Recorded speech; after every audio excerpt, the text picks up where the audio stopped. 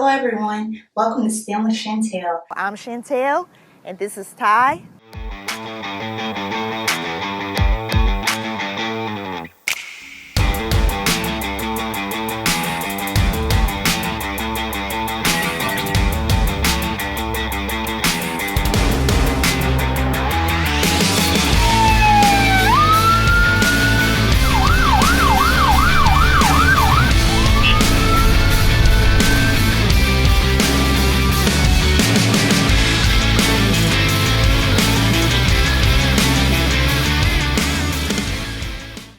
I'm Jamie Goodpaster again, Chief of Jessamine County EMS. I'm going to kind of take you on a tour of one of our stations. This is our North Station, if you want to follow me.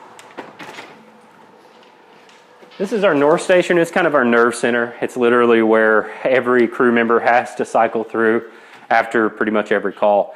A crew member, the life cycle of a call is we generally get dispatched, and when we get to the call, we take care of the patient, take them to the hospital. If they need to go to the hospital, if not, they might refuse care. Then we return back to this facility and we restock our ambulance from our restock room, and we drop off paperwork for our supervisors to use to make sure that is correct and make sure that we have all the information that we need. And if we don't, we'll try to get those corrections made. And then we get back in our ambulance, and they might return to another district, or they might be stationed here the whole time. So we have some people that are stationed here at the North Station or North District. Or we might have some people on South Main Street on our South Station, or we might have some people in Wilmore at our Wilmore Station. We do have another station, which is kind of the public safety center. That's where my office is and my assistant chief's office is, generally where we do all the business activities for the ambulance service. It's right there with the sheriff's department and our dispatch center. So if you ever need to talk to me, that's where I'm going to be.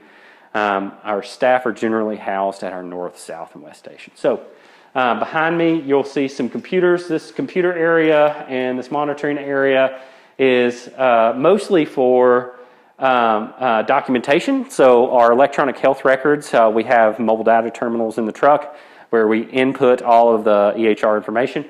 But then we also have these mobile workstations where they can come if they have more, if two of the providers are working on two different runs. We might have 4 or 5 back-to-back runs where we didn't get to finish until later. So they might use these computers because it's a little bit easier. We have some equipment. You can see this is a lived-in station. Some of our equipment, we use some of this equipment for Kids Day, things of that nature. So we're short on storage space, so we generally have to use a lot of our open space for storage space. We have our kitchen. This is, again, most of these facilities are lived-in facilities. They're going to be here for 24 hours a day, 7 days a week.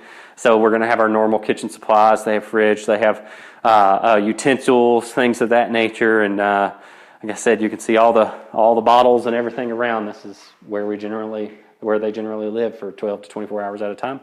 All right, so you can come in with me, and I'll show you our stock room. It has a pretty cool piece of technology in the stock room as well. Stock room is pretty cool. This is where all of our stock is. Whenever we need to stock the ambulance, we have a few overflow locations as well. We have 2 overflow stock locations that are generally locked and kept up so we can pull stock out when we need to at whatever par level we set for the individual equipment. In addition, we have a really cool piece of equipment. This is a shatterproof locked system for all of our medications. It's the vending machine for our medications, and that's quite literally what it is. It allows us on the back end to track all the medications that are used, and allows us to make sure that we aren't missing expired items, and we aren't missing items that need to be replenished below their par, things of that nature. It's just an easy way for our crews to come in here. It keeps accountability up, and it keeps good track of all the essential medications that we have. But again, so this is our stock room. This is where they're going to get stocked. In here, we won't take a tour in here. This is the kind of the living quarters for them, and this is where they generally watch TV or something when they don't have a call, or they're trying to decompress after a call, something of that nature. If they're not on back-to-back calls lately, they don't have a whole lot of time to sit in here. Lately, we've been pretty busy. August of this year and September of this year were 2 of the busiest months we've had in 3 years. So They're generally not in that room very much. We have some exercise equipment in there as well because we have a potential for back injuries, shoulder injuries, knee and elbow injuries here. So we try to provide some equipment to help them prevent or prehab any injury or issue. All right, so in here we have our training office, and we have some beds. We do still have, for the longest time, we operated much like the fire department on a 24-hour schedule. We worked 24 hours and then we were off for 48. Recently, in July, we transitioned to a 12-hour shift schedule. This was to provide an increased safety measure for our staff members so they could come in and know that they'd get to sleep in their own bed at night or sleep in their own bed in the morning, depending. And they would only work 12 hours at a time, and we could prevent some of the exhaustion that we saw with 24-hour shifts. And so, but we do have 4 beds still because we still do have some student riders, paramedic and EMT students that might ride 24 hours at a time. So we still have a place for them to stay, still have a place for them to sleep when they need to. We have some lockers here for different equipment. And then we have some of our training equipment. I talked outside when we were doing the station tour about our new video laryngoscope device, and this is our new video laryngoscope device. It looks a little bit different than the one that we've had in the past. They've been doing recurrent training on that, but it's still the same kind of thought process. It's still video, and it still has a camera at the bottom, and you can still see my hand. It's just a little bit better picture, actually a lot better picture, and we believe that the angle of the blades are a lot better, and they'll provide a lot more success in laryngoscopy. We have some training mannequins, some different things of that nature where we train on airway. We have these are the internals of this mannequin. And so when we practice intubation, we might come in here and do sets of intubation where we actually intubate this guy right here. And so what we're generally looking for is, as you can see, this is that right there is what we call the epiglottis. So we want to be in between there, and we want to lift up, and we want to see the vocal cords. And so right there are retinoids, the bottom part, and then if we bring this head up, we can actually see the vocal cords. All right, and that's where we would want to put our endotracheal tube. That's where we would want to pass it. But in general, this allows us to practice on plastic before we practice on real people. In addition, Jessamine County is probably one of the only agencies that I'm aware of outside of flight services that practice on cadavers. Generally, 2 to 4 times a year, depending on availability, we'll travel to Louisville and we'll attend a cadaver lab. And we'll actually get to work with fresh tissue at their wheeled body program, somebody that's wheeled their body for medical science or medical training. And that allows us to get practice on real human tissue in addition to this plastic tissue, which these are really good. This is traditionally what we've always used even in our training platforms. We're probably the only ones that have access to that use it on a frequent basis, so we're really proud of that. And that's thanks to our clinical manager, Floyd Miracle, who does a really good job here. We have some other tools that we might practice with. We have some medical books, a few things like that we'll train with, and then this is also our clinical manager's office where he'll kind of do some day-to-day activities. All right. In here, behind that door, we have our supervisor's office. There's a lot of confidential information that I generally don't want to show you and don't want you to have access to, so I'll stay. We'll stay out of there for today. But let's go ahead and head to the bay, and I'll show you kind of what the bays look like and some of the technology out there. All right, so we're at our bay now. This is generally where we house our ambulances. So we're pretty short on bay space overall, but we do have 3 different stations, so we kind of move our ambulances around. So you might see one ambulance at a certain station 1 month, and the other ambulance, it might be at another station another month. Try to rotate mileage and engine hours that way, try to maintain the life of our fleet. And so today we have 3 ambulances. Generally, they'll be backed up into our big bays, and then our support vehicles, or what we call our quick response vehicles, our medic units, they'll be here, and then one will probably be backed up further over here. These are units that our supervisors might use to respond to emergencies with our crews as an added help, a set of hands, and or to handle any incidents that a supervisor might need to handle. And so they're there for those support fleets. And if we're ever in a position where we're out of ambulances, they might be that first response or that quick response asset to provide life-saving care and immediate care when it needs to be there. All right, so over here we have eye wash station and a few different things like that. Inside we have oxygen cylinders and a few different things. We have some radio technology in the back there, but this is generally our odds and ends, station cleanup items, things of that nature, things we might need for the stations, whether it's north, south, or west station. Okay, and so we have our laundry out here generally as well, and then we have some either broken items or items like that we need to take care of. We also have some more laundry set up, some more exercise equipment that we try to alleviate much of the space issues with, and then we have some other used or discharged oxygen canisters over here that are secured as well, and then all of our flammable and cleaning items that have acid or something of that nature are secured in specific cabinets over there. But yeah, that's the tour of one of our bays at our North Station here in Jessamine County.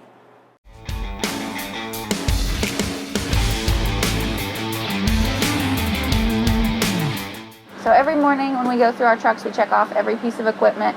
We'll just go through a couple of them with you guys today so you kind of see what the process looks like.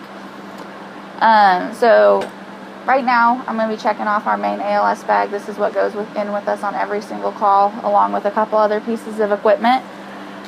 We check to make sure we've got aspirin. You make sure it's in date, that we've got enough in there for several doses if we make patient contact. We also carry some nitroglycerin with us. This is something that we use for chest pain or pulmonary edema. Again, you're going to check and make sure it's not expired. So what this process just looks like, we go through the whole entire bag and make sure that everything we need is there. If not, if anything's damaged or missing, we'll replace it.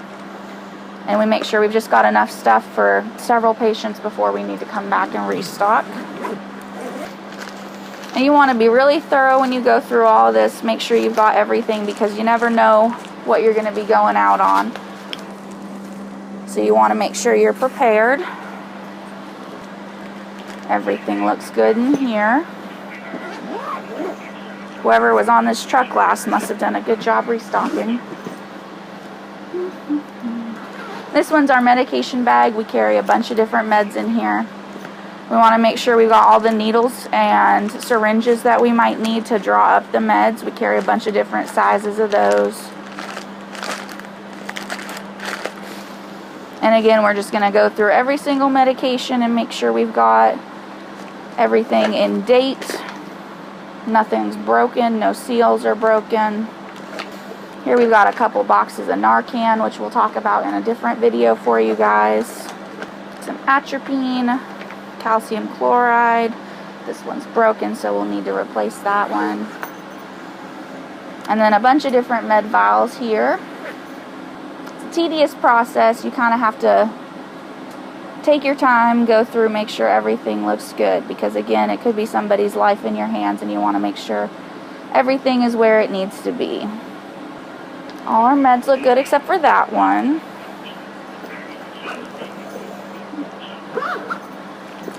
And then the last part of this bag is our airway cell.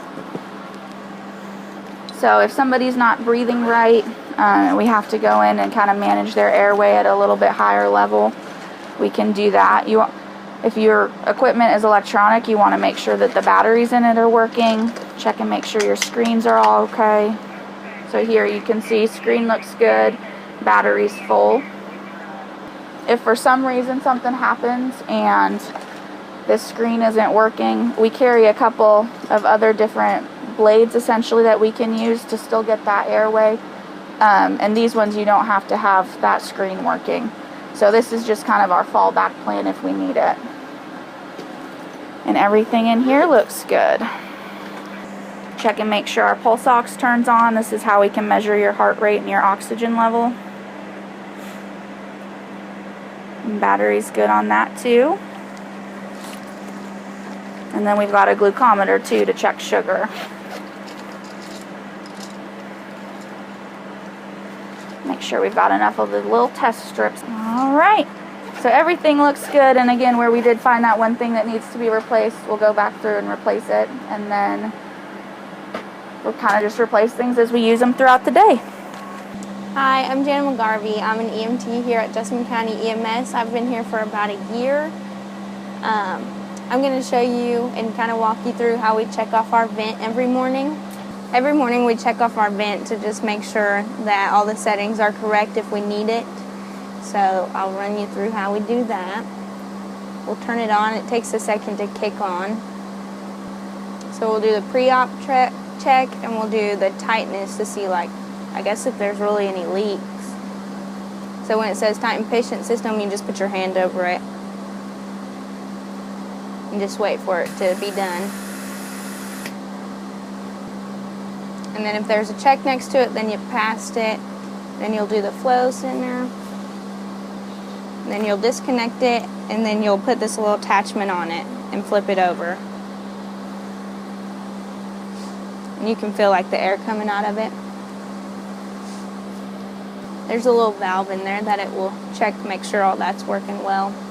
And you'll just sit there for a second, let it do its thing.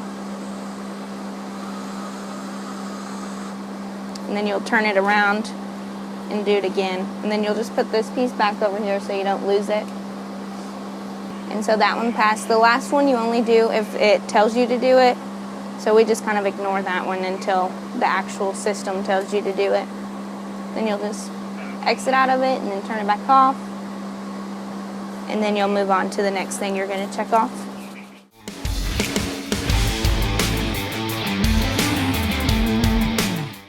Hi, I'm Sarah. I've been with Jessamine County for about 2 years. I am Tiffany Williams. I am an EMT student. Part of EMT and paramedics training is part of it's class-based, part of it's going to be field-based. So while you're still in EMT or medic school, you're going to be doing ride time or clinicals with EMS services. So that's why Tiffany is with us here today. We're practicing drawing up meds, so whenever she's on a call in the field, when she gets her EMT, she's ready to go and doesn't have to worry about knowing how to do it.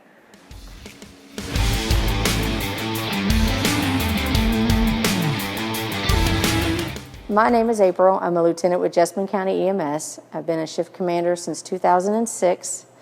I'm currently the 2nd platoon shift commander. I oversee the ongoing crews during our shift, make certain that the runs are made in a timely manner and the crews get the assistance that they need.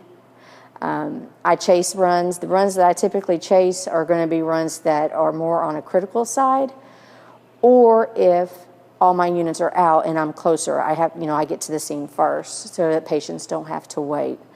My job is, the basic runnings as far as paperwork goes. I have to document everything, make sure all documentation is put in properly. If there's something goes on during the shift, I'm to handle it. If a crew gets injured, if a truck, something happens to one of the trucks, they break down, etc., I have to do all the documentation and get the appropriate measures taken care of. If it's a crew member, getting them to appropriate facility to get checked out. If it's a truck, getting it to the county garage so we can get checked out and get it back on the road. I also am in charge of all the medical supplies. What that means is I come in each shift, I have to do a visual count, so to speak, of what we have on stock. After doing this since 2004, I kind of have an idea of what we're going to use and how much I need to order, and then I place the order. I also count the PPE for the service. Every shift, I have to submit that in documentation to administration, who then sends it on to the state to make certain that we have gowns, gloves, masks, N95, etc., especially right now during the pandemic. Well, they call me Mama because they say I mama them all the time, making sure that everything goes as smooth as it possibly can in a 24-hour shift. Now, when we are short, which we do have at times where it's either work injuries or illness or vacation, then I go on a truck, and I ride a truck like everybody else. My main purpose is being on the chase vehicle, which is Medic 1, but I jump trucks as needed and help as needed.